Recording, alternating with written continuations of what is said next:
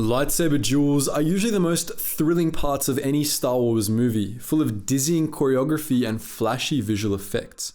Whether it's Anakin battling Obi-Wan or Luke taking down Vader, everyone enjoys watching lightsaber duels. And if you don't, we're sorry, but you're wrong.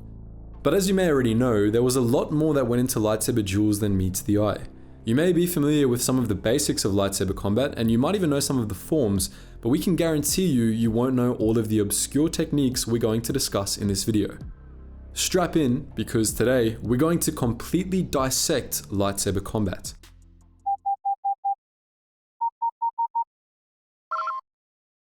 Attention, Sergeant on deck! First, let's talk about the basic mechanics of lightsabers real quick. Lightsabers were essentially plasma circuits. When activated, an energized beam of plasma would extend out from the emitter for about a meter before looping back down into the emitter, from which the energy would be channeled back to the battery and reused. This plasma arc generated a subtle gyroscopic effect and was contained by a magnetic field. The gyroscopic effect of lightsaber blades made the weapons tricky for the untrained master. The various lightsaber forms and combat techniques were all tailored for the weapon and took these unique aspects of it into account, which made lightsaber combat noticeably different from traditional swordplay. Though each of the 7 lightsaber forms encompassed various unique moves and stances, a few common ones weren't associated with any particular form. 4 basic opening stances were typically used by the Jedi. There was the Jedi Ready stance, in which the blade was held vertically on the dominant side and the dominant foot was put back a pace. Defensive Neutral, which was like Jedi Ready but both feet were evenly spaced. Offensive Neutral, which was like Defensive Neutral but with the blade pointed toward the enemy at an angle. And Center of Being, a technique sometimes used for meditation, in which the blade was held horizontally at about chin level. Many of the basic moves of lightsaber combat were simple vertical or horizontal swings which could serve as both offensive or defensive actions, but there were also a few that deserve special mention. Yung was a 180-degree spin that rotated the duelist without loss of balance or momentum, while Yung Ma and Shun were both 360-degree turns, usually used to slash at multiple opponents at once or to build momentum. Sai involved leaping over an opponent's blade as they slashed at the duelist's legs. Falling Leaf saw the duelist spin, slash rapidly at an opponent behind them, and then turn back around in one fluid motion. Flowing Water was a bit more complicated. Designed for use in one-on-one duels, it involved maintaining pressure when an opponent attempted to withdraw from a block, essentially forcing their blade back into them. Lastly, there was Dulon, which was a block around the midsection area followed by a rapid, heavy-handed slash. Now onto the fun part, the 7 forms. Starting off, we have Form 1, Shii-Cho, also called the Determination form or the Way of the Sarlacc. Shii-Cho was ancient and dated back to the invention of the lightsaber. It was incredibly simple and taught to younglings as an introduction to lightsaber combat, but its simplicity belied how effective it could be. Shii-Cho emphasized determination and patience, and its practitioners were known to steadily advance toward opponents, making use of the same basic strikes again and again. The form often involved the use of broad, sweeping slashes and simple disarming maneuvers. Shii-Cho was taught to many but mastered by few, as most Jedi preferred more complex forms. Among the masters of Shii-Cho was Kit Fisto. Form 2, Makashi, also known as the Contention form or the Way of the Salamiri, was much more refined and elegant than Shii-Cho. A classic duelist's form, Makashi was more fast-paced and emphasized precision and economy, countering the broad sweeps of the first form with elaborate riposts and surgical strikes. Makashi was designed to combat Shii-Cho and meant almost exclusively for lightsaber duels. It was devised during the 100-Year Darkness, which lasted from 7,000 to 6,900 years before the Battle of Yavin, during which the Jedi Order battled armies of saber-wielding Dark Jedi. The form repeatedly fell out of cycle and returned to prominence as the strength of the dark side waxed and waned. By the time of the Clone Wars, it was very rare, with only Dooku, Shakti, and a handful of others mastering it. Form 3 was called Soresu, the Resilience form, or the Way of the Minok, and it was almost exclusively defensive in nature. It initially developed as a means of defense against blaster fire, enabling Jedi to deflect blaster bolts more effectively, but it later evolved into a more general combat form. Soretsu was fast but reserved, and its users kept their blades close to conserve their energy and protect themselves. The masters of Soretsu were nigh untouchable in combat, able to deflect most incoming attacks without taking a single step back. After its introduction, Soretsu became the most popular form and remained that way ever since, though it was only ever mastered by a few, Obi-Wan Kenobi among them. To the uninitiated, Form 4, also known as Atoru, the aggression form or the way of the hawk bat, could seem flashy and overly acrobatic. But such a description doesn't do Atoru justice. Though extremely aggressive and acrobatic, it was also highly focused. Atoru encouraged the use of the Force to increase one's agility in combat, allowing for the rapid delivery of wide, heavy-handed swings. Cartwheels, spinning, and somersaults were all regular moves within Atoru.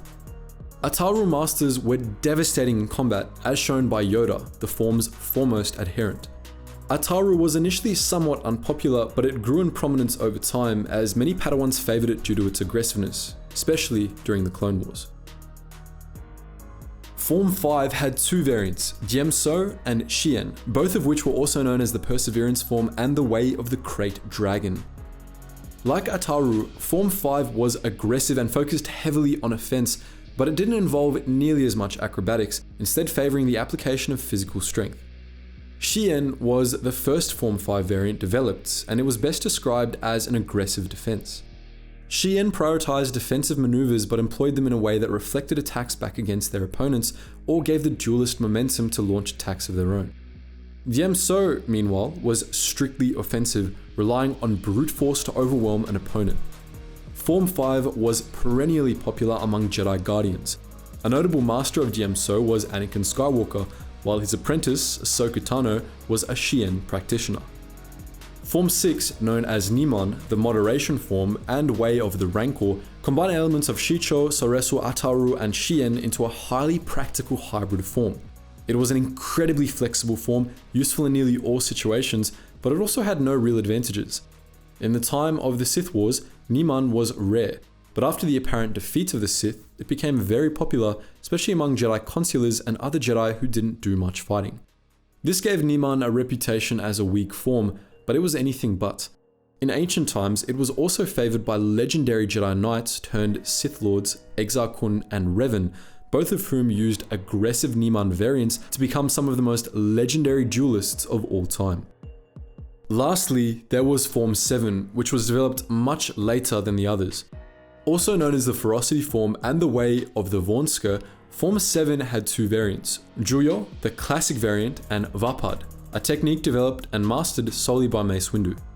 Juyo was incredibly difficult, aggressive, and unpredictable, known for being erratic but also strangely graceful. Its practitioners included Darth Maul.